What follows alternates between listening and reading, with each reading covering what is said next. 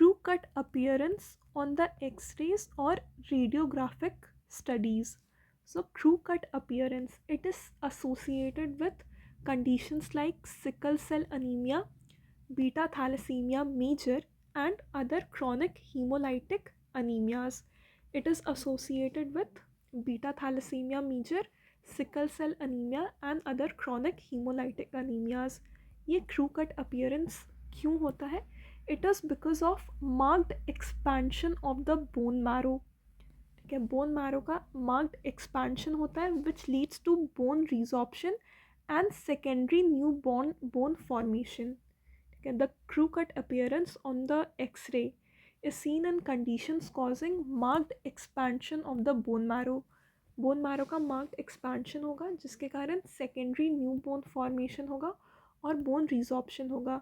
Marked bone marrow expansion के कारण new bone formation होता है, बोन रिजॉर्प्शन होता है. ठीक है, जिसके कारण प्रोमिनेंट चीक बोन्स अपीयर होंगे. There will be changes in the skull that resemble the crew cut on radiographic studies. ठीक है, इसका लोकेशन क्या होता है? स्कल का X-ray location is skull X-ray lateral view. ठीक है, तो ये जो क्रू कट अपीयरेंस था, एक तो सिकल सेल अनीमिया में दिखता है, फिर बीटा थैलेसीमिया मेजर में भी दिखता है. ठीक है, so in untransfused patient, in case of beta thalassemia major, in untransfused patient there is striking expansion of the hemopoietically active marrow. There is too much expansion, striking expansion of the hematopoietically active marrow. In the bones of face and skull, the burgeoning marrow erodes existing cortical bone and induces new bone formation, giving rise to a crew cut appearance on the radiographic studies. ठीक है, तो expansion of the bone marrow, marked expansion of the bone marrow के कारण new bone formation होता है और जो existing cortical bones होता है वो इरोड हो जाता है. There is striking expansion of the hemopoietically active marrow in the bones of face and skull.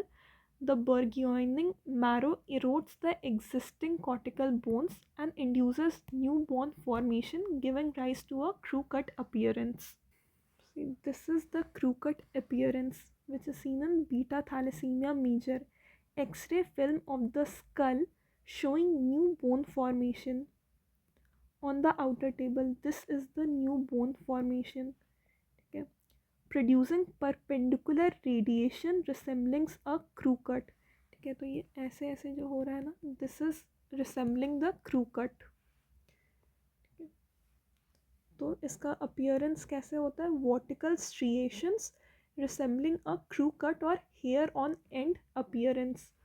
Vertical striations होता है, वर्टिकल या परपेंडिकुलर स्ट्रिएशंस होता है which have a hair or on end appearance, hair on end pattern या crew cut pattern. And there is widened diplopic spaces due to erythroid hyperplasia.